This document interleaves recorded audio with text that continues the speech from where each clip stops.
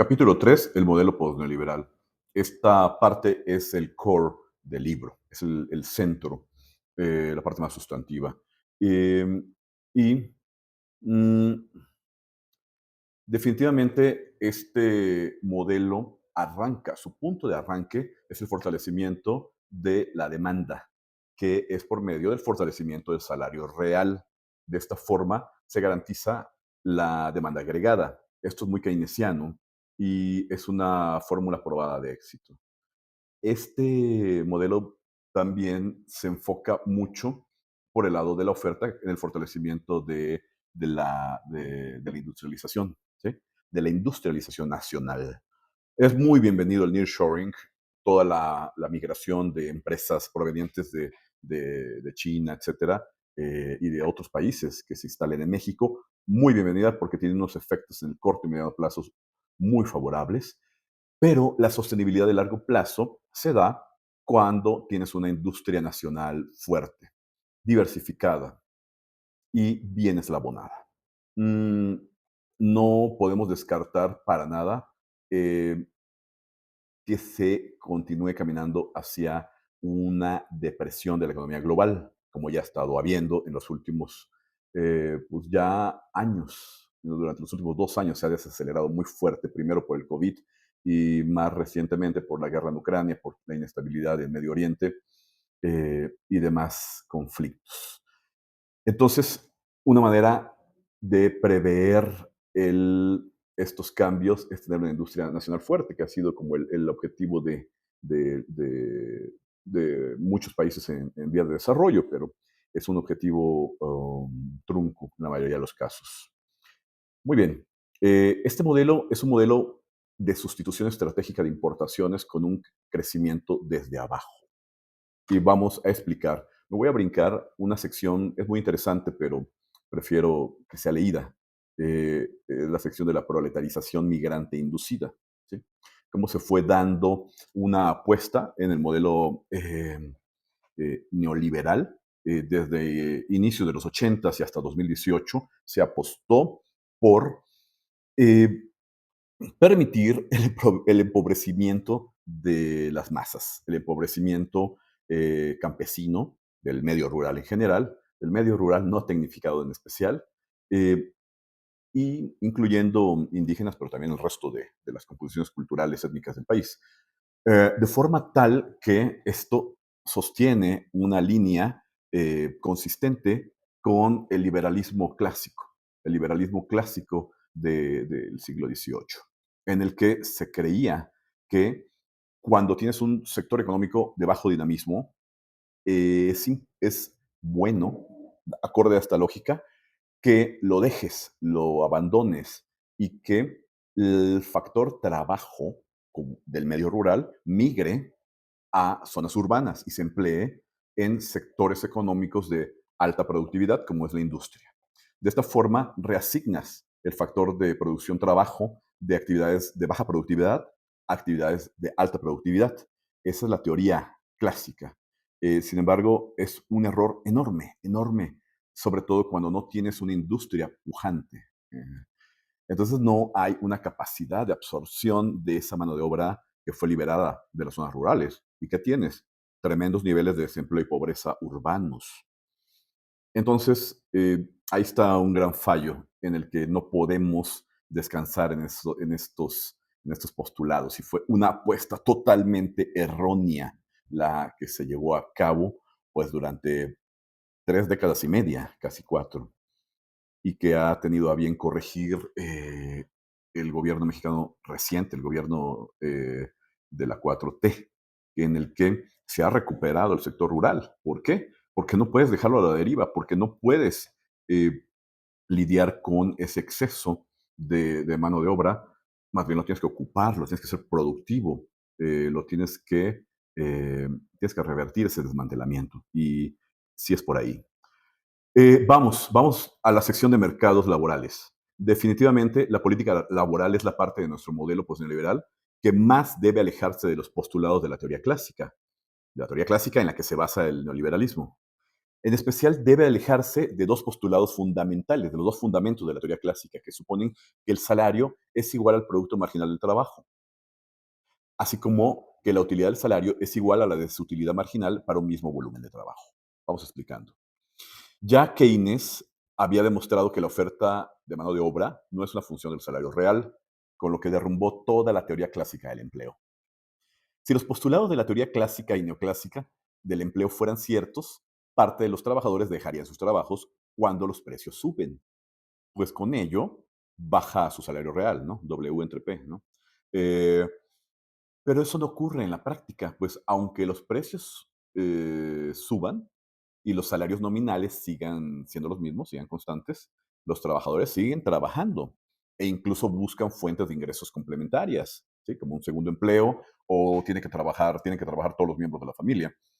Entonces, bueno, mm, en ausencia de un Estado que los regule, los mercados laborales en la práctica tienden a reducir constantemente los salarios reales de los trabajadores, lo cual abre una brecha de demanda por la caída del poder adquisitivo que esto genera, con lo que además se genera un círculo vicioso de reducción de ventas de las empresas, reducción de la inversión privada, aumento del desempleo, ya no necesitas tantos trabajadores porque ya tienes menos demanda de tus productos, y con ello nuevas reducciones de los salarios reales, pues hay una abundancia de factor trabajo. Eh, Esta fue la mecánica empleada en México entre 1982 y 2018, hasta siniestra.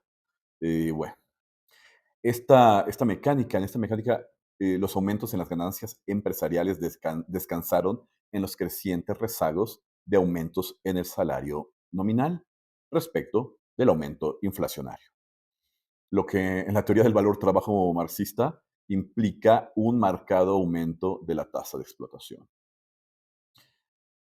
El segundo postulado de la teoría clásica es insostenible, el ya mencionado, debido a la movilidad imperfecta del trabajo, así como por la existencia del desempleo involuntario, otro concepto keynesiano, cuya existencia no admite la teoría clásica. Increíblemente, los clásicos, neoclásicos y neoliberales niegan la más evidente realidad cotidiana. Para ellos, el desempleo existe porque los trabajadores se niegan a aceptar el salario que les corresponde en función de la productividad marginal de su trabajo, lo cual se conoce en la teoría clásica como desempleo friccional. En conclusión sobre este punto, debe haber, debe haber una estricta regulación, una vigilancia permanente y mecanismos de corrección inmediata por parte del Estado en los mercados laborales, a fin de que no caiga el salario real, pues, como la teoría keynesiana lo demuestra, esta es la causa de fondo de todas las crisis. Por esta misma inverosimilitud de los supuestos clásicos es que siempre me ha parecido una duplicación intelectual del debate económico de las últimas ya 5 décadas, el estar demostrando una y otra vez la invalidez de los postulados de la teoría clásica. Ya Keynes los derrumbó una vez y jamás han vuelto a reconstruirse. Por eso, la reaparición de la teoría económica clásica en la segunda mitad del siglo XX, en su forma neoclásico liberal, no se debe entonces a un triunfo intelectual de sus postulados, sino estrictamente se debe al triunfo de un grupo en el poder. Pasamos ahora a la siguiente sección, producción. En materia productiva también debemos alejarnos de la teoría clásica, especialmente de aquel postulado conocido como la ley de Say, que sostiene que toda oferta crea su propia demanda y que proviene de la doctrina clásica de la primera mitad del siglo XIX, como es el caso de John Stuart Mill, que en su obra Principios de Economía Política desarrolla una extensión económica de los planteamientos morales del utilitarismo de su padrino Jeremy Bentham.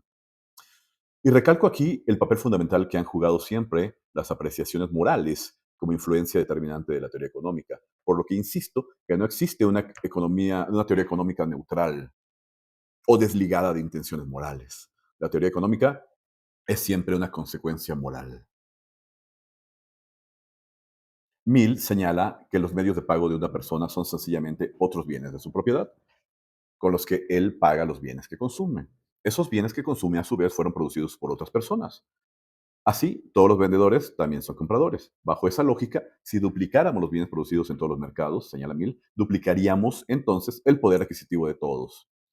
Los mismos razonamientos simplistas se encuentran explícitamente desarrollados por Marshall, Edgeworth, Pigou, entre otros clásicos, y están implícitamente implementados en todos los enfoques neoclásicos y por tanto en los neoliberales. Este razonamiento es el propio del trueque, por lo que su entendimiento es fácil de asimilar para cualquier individuo, pues tiene una aparente verificabilidad que lleva a la gente común a aceptarlo, pero es falaz. Sin embargo, su validez termina cuando se considera la existencia del dinero y de los tipos de interés, los cuales alteran en el tiempo el valor presente de lo producido y su distribución entre agentes económicos. Por ello, los clásicos son insistentes en la neutralidad monetaria en la economía real. Nada más insostenible que eso en la realidad.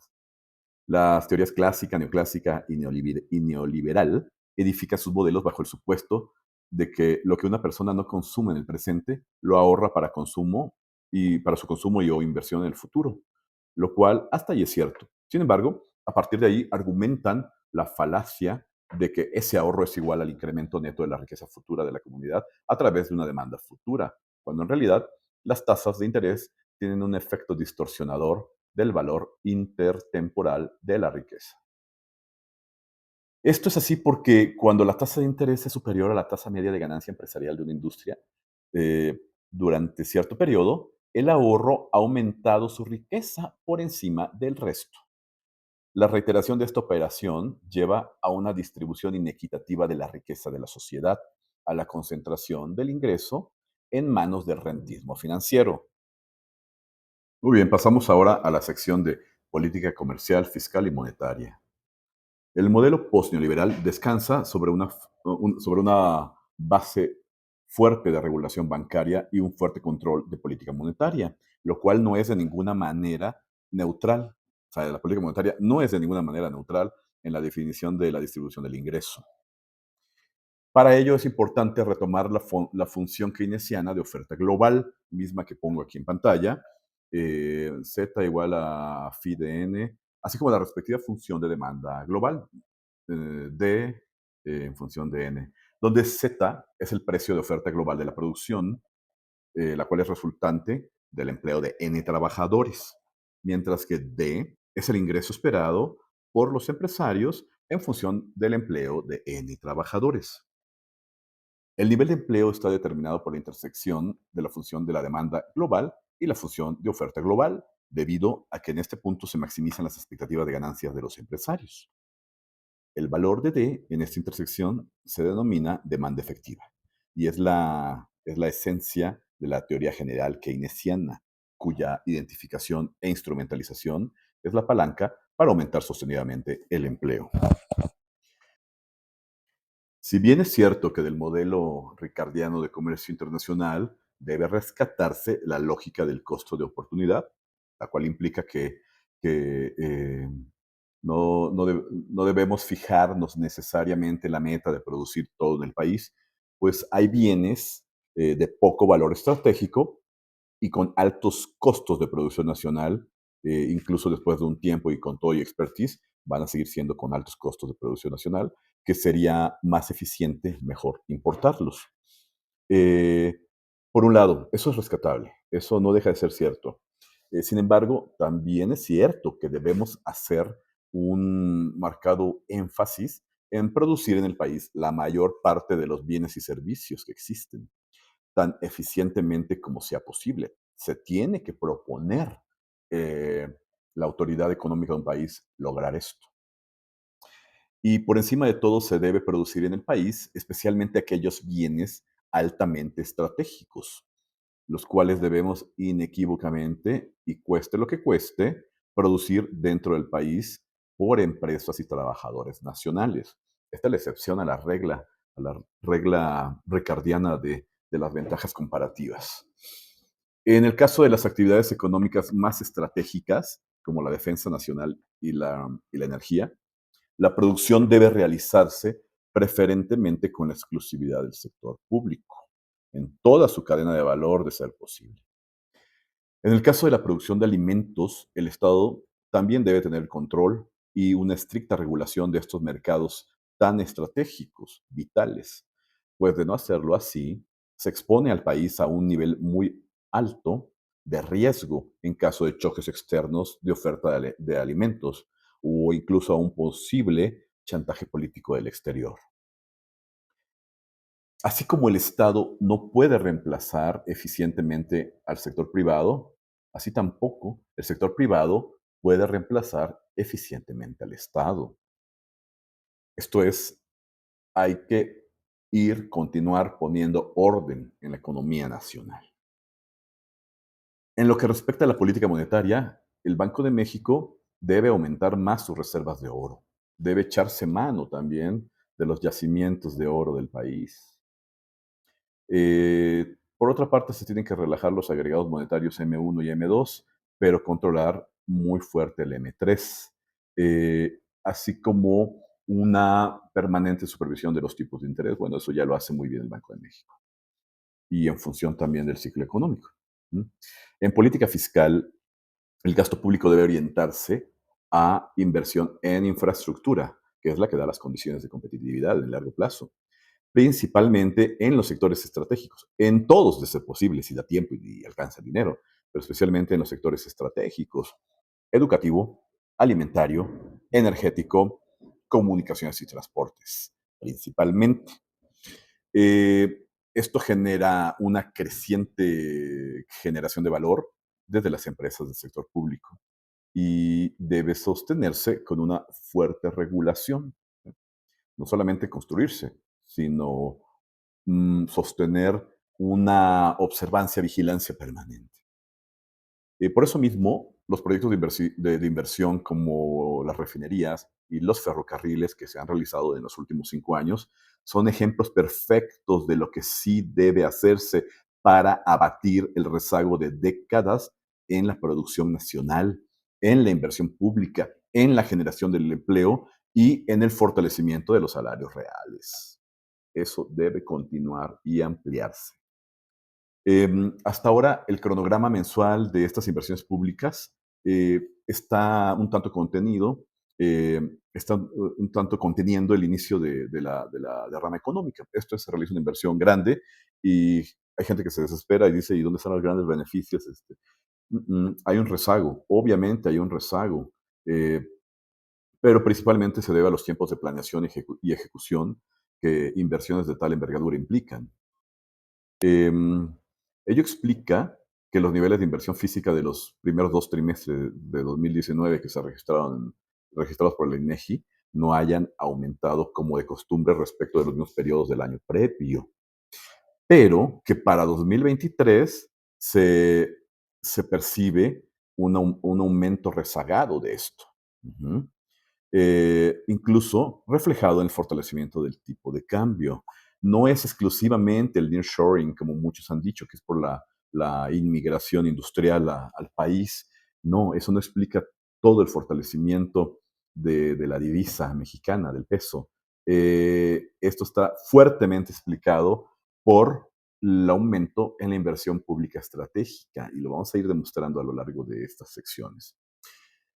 No debe sorprender entonces que esta prudencia en el gasto público influya en los niveles generales de inversión del país, ante lo cual las expectativas de parte del sector privado se están adaptando. Algunos de ellos, en consecuencia, también estaban posponiendo sus planes de inversión. ¿Mm? Esto fue simplemente una posposición del crecimiento económico, mismo que una vez iniciadas las inversiones públicas respectivas y ejecutadas exitosamente, se han ido traduciendo en un crecimiento que ya se está volviendo sostenido. Estas inversiones públicas no generarán los mismos bajos impactos en el crecimiento y el bienestar económicos de aquellas inversiones realizadas en las décadas previas, en las 3 décadas previas. Eh, Debido a que en esta ocasión estas inversiones sí vienen acompañadas de otras medidas de fortalecimiento económico, como es el fortalecimiento de la demanda agregada, por lo que su impacto está siendo mucho mayor y estará fuertemente eslabonada con múltiples actividades económicas de la economía nacional, lo cual ya se está haciendo. Está habiendo una articulación de sectores con eslabonamientos productivos hacia atrás y hacia adelante. Y esto ha sido muy poco comentado, tanto por la prensa especializada como por el análisis económico, eh, académico, etcétera. En el siguiente capítulo se explica el papel del multiplicador de la inversión y de la propensión marginal a consumir con el fin de complementar estas ideas. Justamente es por ahí. Pasamos ahora a la sección de eh, inversión, ujú, inventarios y consumo. Inversión, inventarios y consumo. Hay una premisa que es fundamental para continuar esta exposición. Sin crecimiento económico, el desarrollo social es financieramente insostenible. ¿Mm? No puedes sostener un desarrollo social si no generas crecimiento económico. Sí, van acompañados. Si no, no tienes cómo financiar ese desarrollo social. Por eso, este capítulo pone el énfasis en la recuperación de conceptos económicos básicos para elevar la tasa de crecimiento y fortalecer los ingresos de la población en general, conceptos que los hacedores de políticas económicas neoliberales en México mantuvieron sepultados por décadas, reemplazando esos conceptos por modelos neoclásicos humanitariamente erróneos para cualquier país en vías de desarrollo.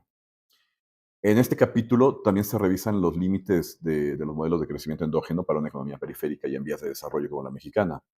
Eh, se, eh, Se revisan también las recomendaciones que, no obstante, se encuentran reiteradamente presentes en los reportes de la OCDE, el Fondo Monetario Internacional y del Banco Mundial durante los últimos 24 años mínimamente.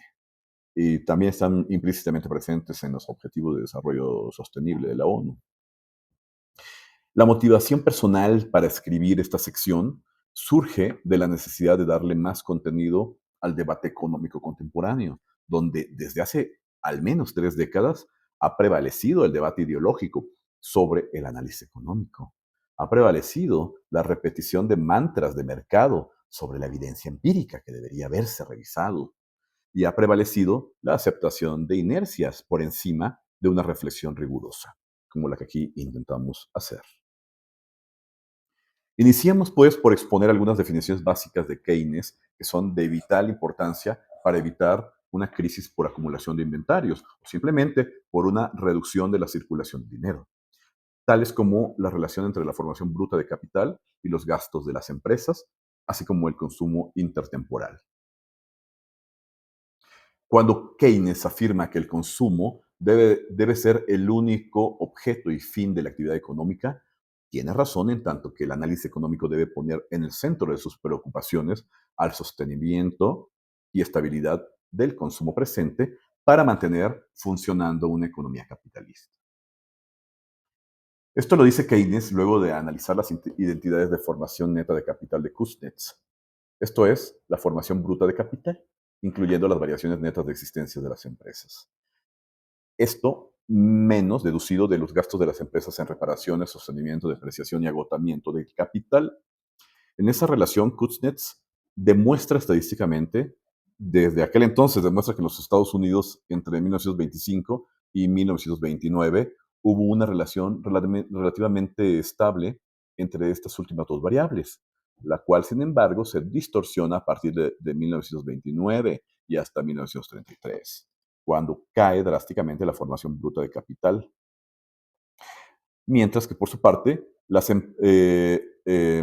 gastos de las empresas eh, en estos rubros, en reparaciones, sostenimiento, depreciación y agotamiento de capital, se mantienen prácticamente constantes. Esto es, se mueve fuertemente esta relación. Esto se debió a una sobreasignación de recursos de los empresarios para mantener funcionando su planta productiva debido principalmente a la presencia de fondos de amortización y márgenes de depreciación a escalas superiores a los requerimientos reales de renovación de equipos. Esto es lo que Keynes llama un exceso de prudencia financiera, exceso de previsión. Así, existe una tendencia en la economía a retirar ingreso disponible para prever estos gastos, pero a niveles muy por encima de los requerimientos de inversión realmente necesarios para la producción en un siguiente periodo. Ese retiro de recursos de la circulación es lo que Keynes denomina un costo de uso negativo. Esta misma idea la puedes extrapolar a diferentes retiros de dinero de la circulación y más adelante veremos también cómo este análisis se puede aplicar perfectamente a los mercados financieros, donde se retira cantidades enormes de dinero de la economía real, con un costo de uso negativo. La disminución del ingreso disponible que esto provoca es lo que desproporciona la oferta respecto de la demanda efectiva, generando y posteriormente ahondando la depresión. El análisis intertemporal de esta relación puede resultarle aún más claro a quien esté escuchando esta idea si se le explica por el lado de la demanda. Aquí va, es equivalente. El consumo, el consumo presente se satisface por medio de bienes producidos tanto en el año actual como en los años previos. Cuando se satisface la demanda actual consumiendo bienes producidos en años previos, se produce una contracción de la demanda de bienes producidos en el año actual, con lo que dejan de venderse una parte de estos, con una subsecuente caída en los ingresos por estas ventas, aumentando así los inventarios y reduciendo con esto las expectativas de ventas para el periodo siguiente. Esto es la clave, la reducción de expectativas. Esto reduce la contratación de trabajadores en el año actual, así como las previsiones de contrataciones laborales para el año siguiente, en tanto estas expectativas de ventas sigan deteriorándose. Entonces, tenemos así un círculo vicioso generado por la sobreproducción de periodos anteriores, que te lleva a una contracción de las ventas del producto generado en el año presente, lo cual reduce las expectativas de consumo y por ende de oferta para el periodo siguiente. Ese es el círculo vicioso. Vamos a explicar ahora los factores de la propensión a consumir. Yo arranco esto por decir que no se puede ser neoliberal y keynesiano al mismo tiempo. El neoliberalismo, basado en modelos fuertemente influidos por el monetarismo de Fisher, Wicksell, Friedman, entre otros, encontró siempre fantásticos argumentos para reducir la importancia del ingreso como determinante del consumo, dándole mayor relevancia en sus modelos a la oferta monetaria y a la velocidad de circulación del dinero en la determinación del producto. Y de ahí del ingreso y del consumo. Eh, Como es el caso de la influyente ecuación de intercambio de Fisher, tanto de la teoría cuantitativa del dinero o la ecuación de consumo de Friedman, como resultado del ingreso permanente, el cual representa tan solo una fracción del ingreso total, lo cual, sin embargo, carece de validación empírica. ¿Sí? Hay abundante evidencia sobre la falta de validación empírica de todos estos modelos. Iba a decir modelitos, pero ujú. Véanse, por ejemplo, los trabajos al respecto del propio Dornbusch y de Stock. Esas diferencias son fundamentales, a partir de las cuales es irreconciliable la adopción de un enfoque o del otro. Con lo que quiero advertir aquí la presencia de una disyuntiva real en la teoría económica. O eres keynesiano o eres neoclásico. A diferencia del monetarismo, Keynes considera que el consumo depende principalmente del ingreso neto, para lo cual identifica los factores objetivos y subjetivos de la propensión a consumir. Los factores objetivos contemplan cambios en el ingreso neto presente, en el valor del capital, en la tasa de descuento del futuro y en las expectativas acerca de la relación entre el nivel presente y futuro del ingreso. De lo anterior se deducen claramente dos relaciones. A, que la primera derivada del consumo respecto del ingreso es positiva, mientras que la segunda derivada es negativa, lo cual se explica por la conducta empíricamente verificada de que los individuos tienden a consumir más a medida que su ingreso aumenta, aunque en menor medida que el ritmo de aumento de su ingreso.